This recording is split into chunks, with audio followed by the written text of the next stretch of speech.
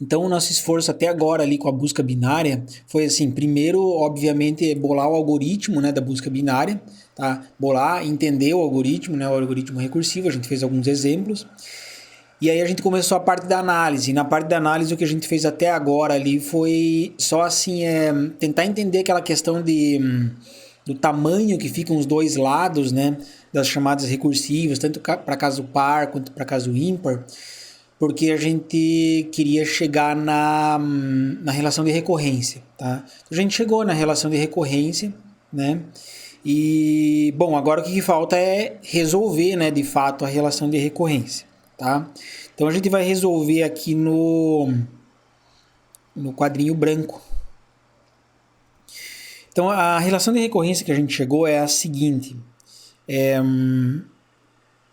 A gente foi C, a gente colocou C+, mas eu vou evitar esse C+, aqui só para facilitar aqui, tá? Então, o C de N, que é igual a 0, se N for menor ou igual do que 0, e 1 mais C de N sobre 2 piso, se o N for maior do que 0. Então a gente vai usar a mesma estratégia que a gente sempre usou, que é a estratégia de ir abrindo a recorrência, tá? Então vai ficar assim, né? A gente começa com Cn, isso daqui vai ser igual a 1 mais C de N sobre 2 no piso, tá? Isso daqui é igual a 1 mais, bom, aqui é o ponto em que eu vou abrir ela, né? Então, prefiro às vezes colocar aqui entre parênteses para não confundir.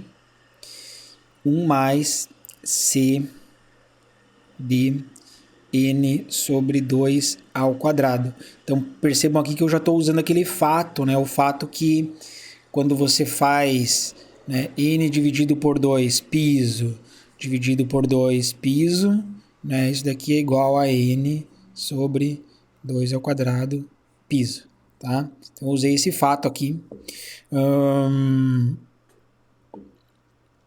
E agora eu posso continuar.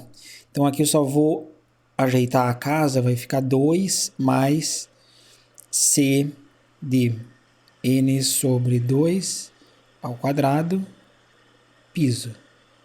Tá?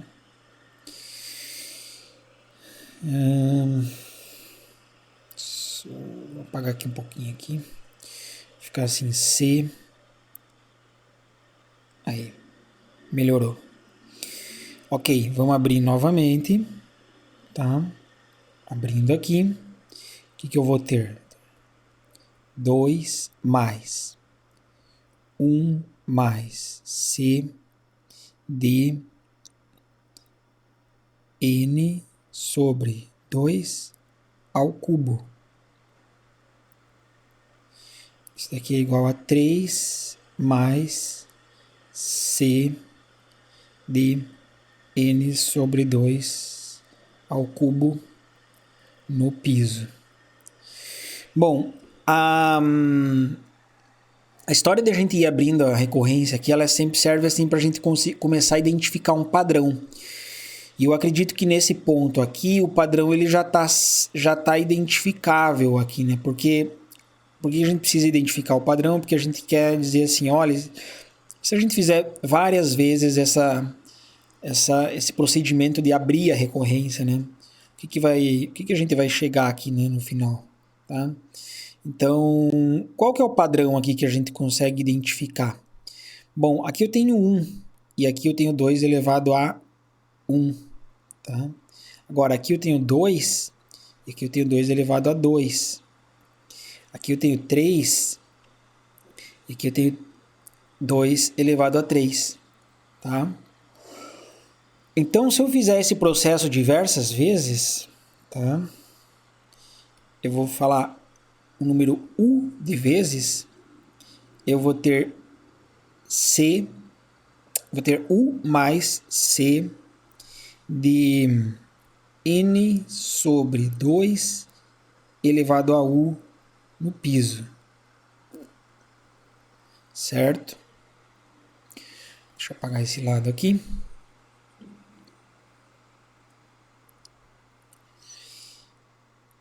Bom, vamos continuar do outro lado aqui. E agora, seguindo aí o que a gente já fez também nas outras aulas, né? Qual que é o próximo passo? Bom, a gente identificou esse padrão aqui, né? Agora a gente quer saber assim quando que isso para, né? Esse processo de ir abrindo, né? E esse processo ele vai parar justamente no momento em que esse parâmetro aqui chegar na base, tá? Então, é isso que eu pergunto, né? Quando que aquele parâmetro chega na base? Quando que o n sobre 2 elevado a u, piso, né? Chega na base. Chega na base, tá? Isso daqui ocorre quando o n sobre 2 elevado a u piso é igual a 0, tá? Porque 0 é a nossa base, né? Aqui, ó, a base aqui, tá? Então, 0. Bom, mas e quando que esse valor aqui chega na base? Quando que esse valor aqui chega no 0, tá? Eu preciso saber. Bom, agora percebam aqui esse truque. Porque quando o denominador aqui, esse denominador aqui, né, ele for maior que o numerador, então eu chego no 0. Né? Por exemplo, se eu tenho, sei lá, 10 dividido por 10 piso, isso daqui vai dar 1. E 1 piso de 1 vai ser 1. Isso daqui não chega no 0. Agora, no momento em que essa parte de baixo aqui, vamos supor, é 11, tá? Aí 10 dividido por 11 vai dar 0, alguma coisa. Daí quando você pega o piso, isso daqui vai para 0, tá? Então, o que é necessário é que o denominador seja maior que o numerador. E aí isso daqui vai chegar a 0. Então, quando que isso daqui ocorre? Ocorre quando o 2 elevado a u é maior do que n, tá? Bom, mas quando que 2 elevado a u é maior do que n? Para quais valores de u isso daqui é verdade? Né? E aí aquela história, se você tem uma incógnita aqui, né, no expoente, a história é que você, para isolar, você pode aplicar o log.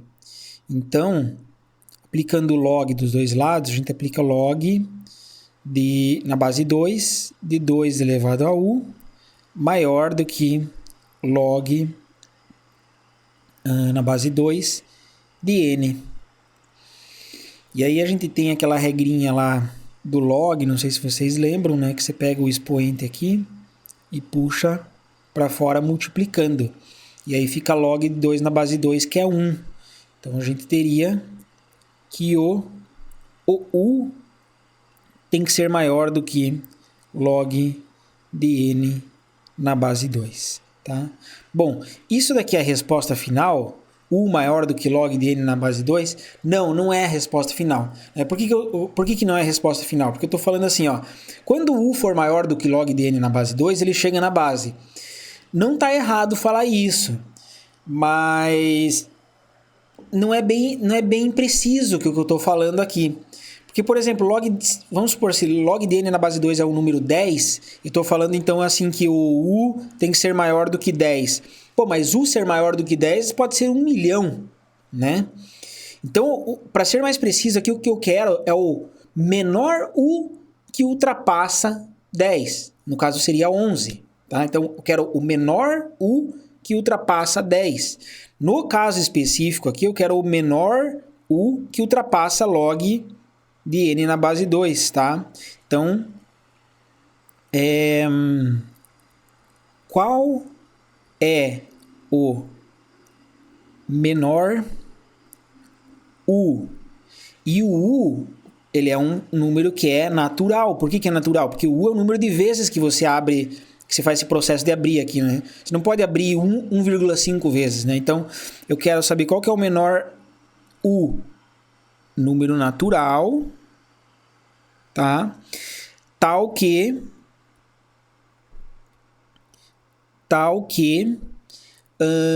U é maior do que log de n na base 2. Né? Qual que é o menor U natural que ultrapassa log de n na base 2? E isso daqui vai depender de dois casos. Tá? Primeiro caso, se log de n na base 2 é um número natural também, né? Um número inteiro, assim, né? E o outro caso é, né, se o log de n não é inteiro, né? Tipo, se é um número fracionário, se ele não pertence aos naturais, tá? Então, vamos olhar os dois casos. Então, no primeiro caso, se o log n é inteiro, tá? Qual que é o menor inteiro que ultrapassa um outro inteiro? É o inteiro mais 1, né? Então, o meu U nesse caso aqui seria U igual ao log de n na base 2 mais 1. Perfeito, se ele é inteiro, né? E agora, se o log de n na base 2 não é natural, né? Não é um número que é inteiro, então como é que eu poderia raciocinar? Vamos pensar aqui, ó, se eu estou falando que eu quero o menor inteiro, o menor natural que ultrapassa, sei lá, 10,5, né? Então, isso daqui poderia ser... eu poderia falar assim, olha, pega o piso do 10,5 e soma 1. Poderia falar do teto, tá? Mas eu vou preferir falar do piso e somar 1, tá? Por quê? Porque o menor inteiro que ultrapassa 10,5 é 11. E isso daqui é exatamente igual a 10 mais 1, que é igual a 11, tá? Então eu vou usar essa ideia, porque se esse cara aqui não é inteiro, isso aqui está fazendo o papel do log de n aqui no exemplo, né? Então eu vou pegar então o menor U inteiro que satisfaz isso, é eu pegar o piso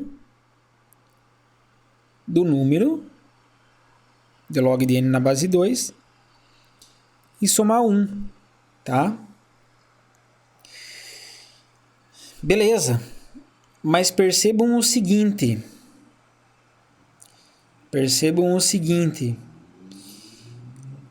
No primeiro caso aqui, se eu estou supondo que o log de n na base 2 é um número que não é quebrado, né, que é um número inteiro, um número natural, então não faz diferença eu tirar piso, teto, que dá na mesma. Então eu poderia colocar aqui, ó, isso daqui, tá? Dá na mesma. Por que eu fiz isso? Porque daí agora eu juntei os dois casos. Não importa se o log de n é um número natural ou não, o menor U que ultrapassa o log de n na base 2 é isso daqui, tá? Log de n na base 2, piso mais 1, certo? Então chegamos na nossa resposta, né? A gente não queria só um U que ultrapassasse, porque, como eu falei, ultrapassar o log de n, você pode pegar um número bem maior do que log de n. Eu quero o menor U. E o menor U que ultrapassa é o log de n na base 2 piso mais 1. Certo? Bom, o que eu acabei de descobrir aqui? Eu acabei de descobrir o número exato de vezes que eu tenho que abrir fazer aquele processo de abrir a recorrência até chegar na base. O que eu costumo fazer em seguida? Eu costumo agora substituir o valor, né, do U encontrado.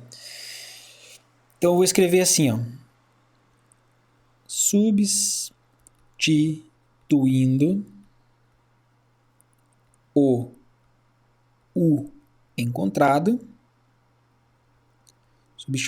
substituindo aonde? Substituindo aqui, ó, né? Aqui na minha relação de recorrência. Então eu vou puxar um pouquinho para baixo aqui. Opa.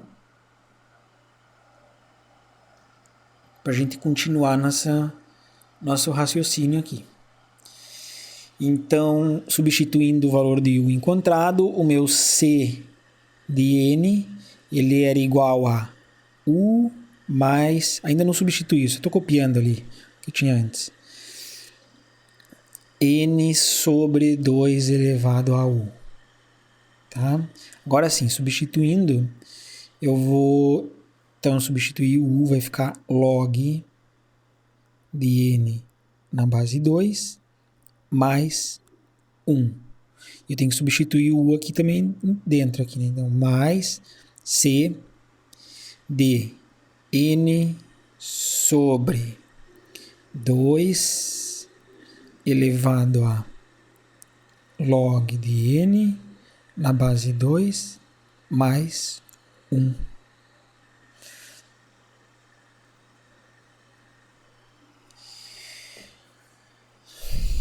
Legal. Bom, agora sim, essa parte aqui, né, ela ficou um pouco feia, né? Como é que eu faço essa conta aqui para saber o que vai resultar? Bom, na verdade a gente não precisa fazer essa conta, porque todo o raciocínio que a gente fez ali antes, logo acima aqui nessas contas que a gente fez, ele justamente era para saber qual que era o valor do U que fazia a gente alcançar a base, né? A base qual que é? A base é quando n é igual a 0. Tá? Então, eu não preciso fazer 2 elevado a log de n no piso da base mais 1 aqui. Não preciso. Eu sei que tudo isso daqui já foi feito, né? O valor que a gente encontrou aqui pro U, ele já era o valor para fazer essa parte verde aqui virar 0. Então, o que eu tenho aqui é log de n na base 2, mais 1, mais C de 0. Bom, só que C de 0, olhando lá na recorrência, né, o caso base, ele faz 0 comparações. Então, nosso resultado final é log de n na base 2, mais 1. Tá? Isso daqui é o número de comparações que a busca binária faz no pior dos casos, tá?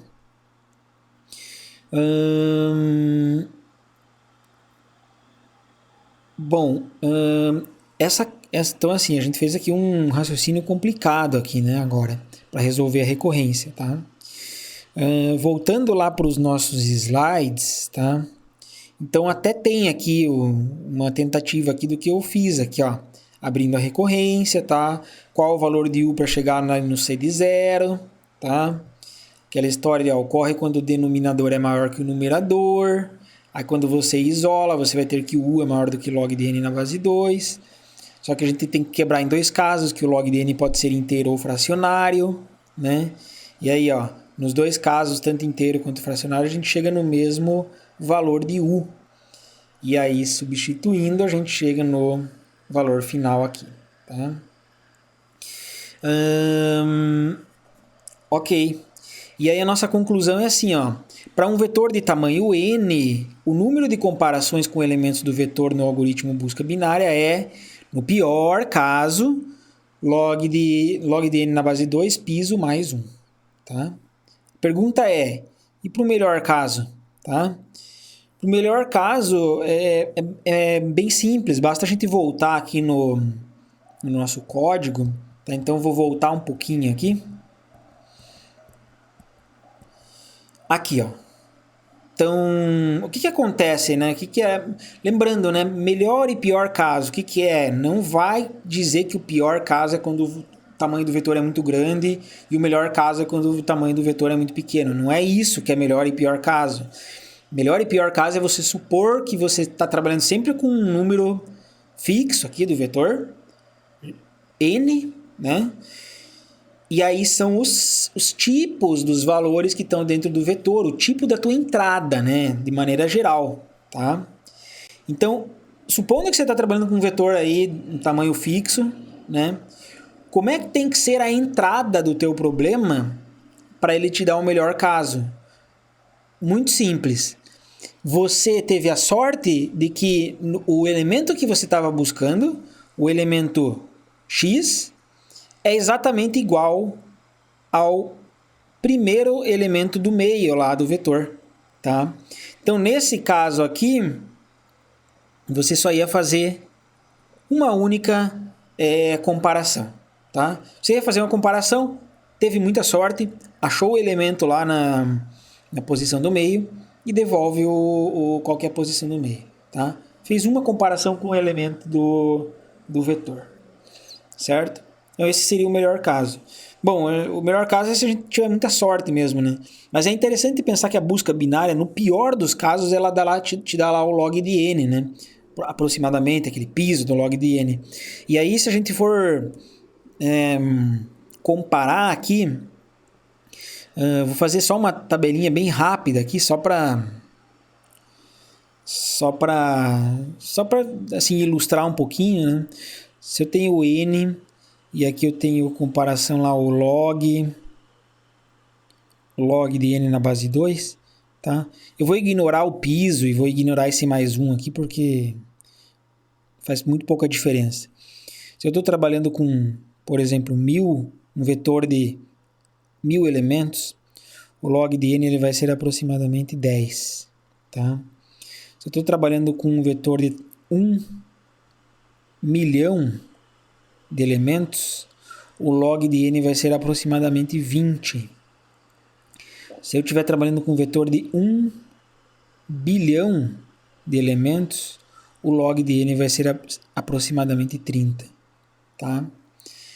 Então isso é fantástico, né? Você pensar que se você tiver com um vetor ordenado, né? Sempre assim, ordenado, a gente está supondo que ele está ordenado. Com 1 bilhão de elementos, você precisa basicamente aí 30 comparações até encontrar o elemento. Isso no pior dos casos, tá? Então, não é à toa aí que a busca binária é um dos algoritmos aí bem conhecidos, né? Porque é extremamente eficiente, né? Então, muito legal. A questão é assim, né? A questão é que ele só funciona quando, eu já falei isso, vou falar de novo, quando o elemento está quando o vetor está ordenado, né? E daí isso nos leva a uma outra pergunta. Mas então sempre vale a pena eu ordenar o vetor antes de fazer uma busca, porque daí eu posso usar a busca binária. Bom, isso depende. Depende do quê? Depende de quanto custa você ordenar um vetor, tá? E exatamente esse ponto, ordenar vetor, que vai acabar sendo o nosso próximo assunto, o assunto já da próxima aula. Então a gente sai agora desses algoritmos de busca, né? A gente fez a busca em vetor não ordenado, né? Que é a busca sequencial. Fez a busca no vetor ordenado, aquela busca sequencial, mas que separa no momento correto ali, né? E a gente fez a busca binária, tá? São algoritmos de busca. Mas para ordenar o vetor e a busca binária funcionar, você precisa executar um algoritmo que ordena vetor. Qual que é o custo disso? Bom, não vamos acabar com a brincadeira aqui, não vamos fazer spoiler, né? Então, isso daí vai ser o assunto para as próximas aulas, ok?